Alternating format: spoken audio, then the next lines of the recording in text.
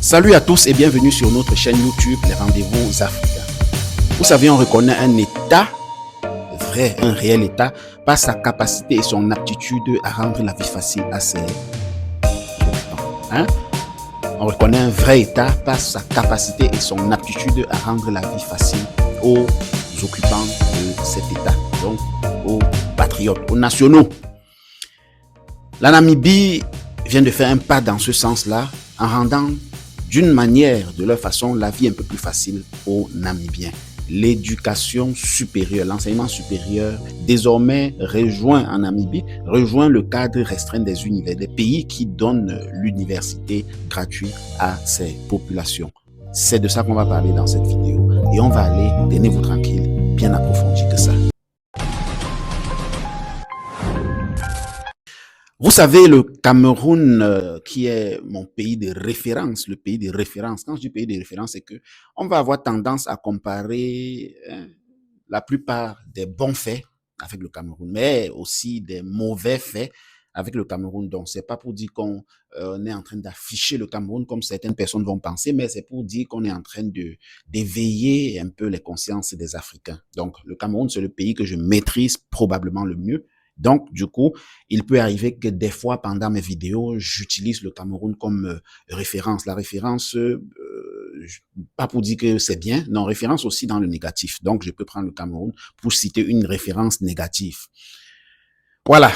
Donc, on va parler de la Namibie aujourd'hui avec sa présidente, la nouvelle présidente qui est élue il n'y a que quelques mois, Netumbo Nandi Ndetu, c'est le nom de la présidente, la nouvelle présidente namibienne. Elle est un peu âgée, c'est une dame très charismatique.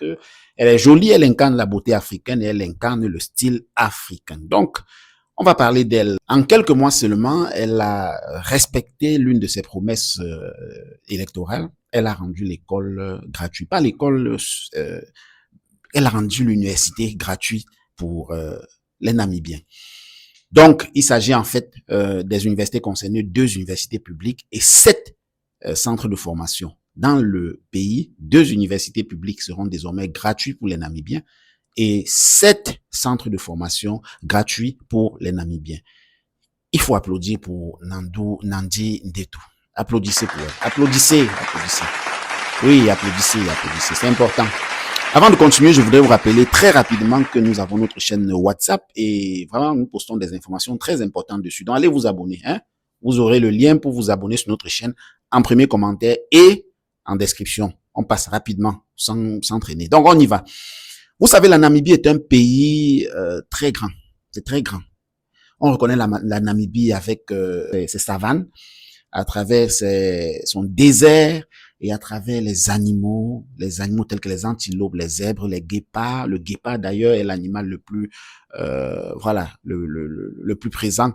La Namibie est un pays qui est beaucoup couvert par le désert et la sécheresse, mais un pays qui, dans tous les cas, se démarque très bien et sait utiliser sa diversité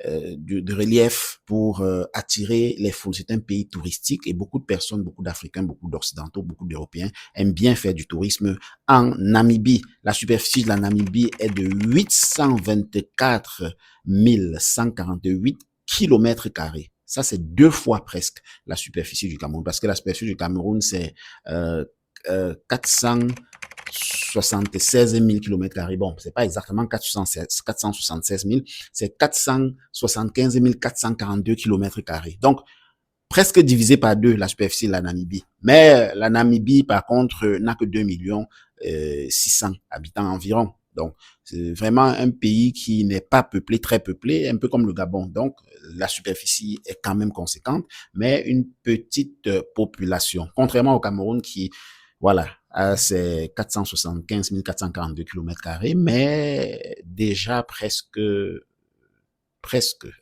on est en train de frôler les 30 millions d'habitants. Voilà. Donc, est-ce que c'est à encourager? Donc, voilà. Au Gabon, la population est de 2 millions, presque 3 millions aussi, avec les nouveaux chiffres, et pour une superficie de 268 000 km² environ. Donc, c'est pas très exactement ça. C'est un peu en dessous de ça. C'est 267 000 et poussières. Donc, la Namibie fait presque 4 fois le Gabon. Mais ils ont la même population. Donc, vous voyez, au Gabon également, l'université est gratuite. Hein. Au contraire, on paye les étudiants qui vont à l'université. Les étudiants qui vont à l'université au Gabon ont un salaire.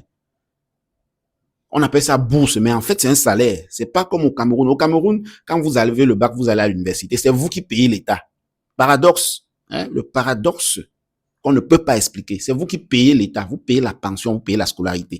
C'est, je crois, 50 000 francs, 100 000 francs, dépendant d'autres. Et dans certains, même un peu plus, dans les universités d'État, même déjà, il y a déjà les écoles de 300, 400 000 francs. C'est une honte ou bien? Point d'interrogation. Ben, il faut bien qu'un État puisse servir à ses populations. Si un État ne sert à rien à ses populations, qu'est-ce qui encourage les populations à être au service de cet État? Voilà, point d'interrogation. En Namibie, la nouvelle dame forte du pays a commencé avec les gestes forts. Et vous savez, un État, comme j'ai dit au début, se reconnaît avec la capacité de donner à ses populations une vie décente et une vie meilleure. Il y a des pays où la santé pour les populations est gratuite. Au Gabon, tout à côté, le Gabon qui est juste à côté, hein, on note, ils ont la NAMGS. NAMGS, c'est l'assurance pour tous les Gabonais. Hein, si vous êtes Gabonais, vous vous affiliez à la NAMGS, c'est gratuit. Les soins pour vous, c'est gratuit. Vous vous affiliez juste, vous ne payez pas un montant pour vous affilier. Vous êtes Gabonais, vous vous affiliez, vous vous déclarez. C'est gratuit les soins pour vous. Voilà. C'est un pays qui veut mener la vie, la belle vie à ses populations. Même si on ne peut pas, c'est un idéal. Hein, c'est un idéal. Mais on essaye de tendre vers ça. Qu'est-ce qui est gratuit au Cameroun pour les populations? Bon, rien. Mais qu'est-ce qui est bon prix pour les populations? Donc, parce qu'on peut aussi ne pas faire gratuit, l'État peut subventionner et de telle sorte que ça devient symbolique. Là, on dira que c'est un bon truc. Mais qu'est-ce qui est subventionné et bon prix pour les populations? Bon, je parle hormis la bière parce que oui, on sait que la bière est subventionnée, numéro vert. Voilà, numéro vert, c'est-à-dire si quelqu'un baisse le prix de la bière, si quelqu'un augmente le prix de la bière, vous appelez le numéro vert, on vient sceller sa boutique. Donc, on tient à ce que la bière reste à un prix, voilà, accessible, que les populations puissent boire, s'enivrer. C'est important dans un État qui veut, voilà, vous comprenez. Le Cameroun est un pays sérieux quand même, je ne dis pas le contraire, mais qu'est-ce qui est gratuit au Cameroun? Point d'interrogation. Qu'est-ce qui est gratuit au Cameroun? Point d'interrogation. La santé, non. Pas d'assurance pour le Camerounais de nationalité. L'éducation, non.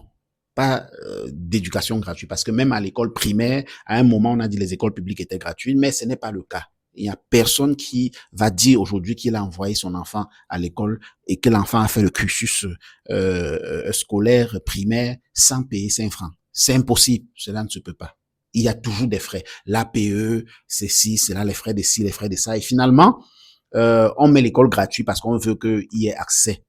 Finalement, il n'y a pas accès parce que les frais restent très, très élevés. En Namibie, Netumbo Nandi Ndetu, la présidente, a dit elle fait cela pour stimuler la recherche et l'innovation locale. Voilà, donc vous allez dans le supérieur, vous mettez gratuit, ça stimule la recherche et ça stimule l'innovation locale pour renforcer les capacités du pays à réagir au mouvement actuel du monde. Le monde est en train de se bouger. On a besoin d'industrialiser le pays. On a besoin, voilà. Donc, il faut adapter les réalités voilà. Vous avez tous compris.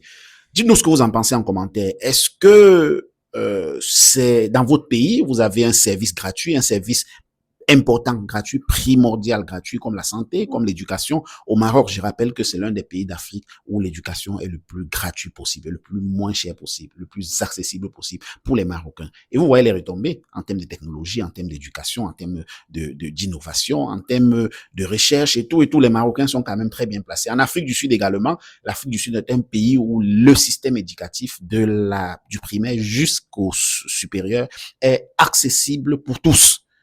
Pour tous. Et c'est comme ça que vous allez voir en Afrique du Sud. Je n'ai pas besoin de vous décrire que c'est quoi l'Afrique du Sud. J'ai pas besoin de vous dire comment l'Afrique du Sud prospère. Non, pas du tout. On ne va pas arriver à ça. Dites-nous ce que vous en pensez en commentaire. C'est toujours avec un grand plaisir que nous vous lirons. Si vous avez des secteurs gratuits dans votre pays, dites-nous. Pourquoi pas, on pourra faire des vidéos dessus prochainement. Écrivez en commentaire, dites-nous ce que vous en pensez. Encouragez les États qui, voilà, qui encouragent leur population, qui mettent gratuit, parce qu'on pourrait arriver en Libye. Rappelez-vous un moment, il y avait du gratuit. L'éducation gratuite. Quand vous vous mariez, gratuit, on vous donne un fonds pour aller vous lancer et nourrir, lancer votre famille. On vous donne un fonds pour aller capital pour ouvrir une entreprise. Quand vous voulez, vous êtes malade, on vous soigne gratuit. Si la Libye n'a pas les moyens de le faire, on vous envoie à l'étranger pour vous soigner aux frais de l'État. Bon, on va pas aller plus loin que ça. Vous connaissez tout le blabla qu'il y a eu et voilà ce qui est arrivé est arrivé. C'est ça un pays qui se respecte et qui respecte ses populations. Bon, on va dire abimte.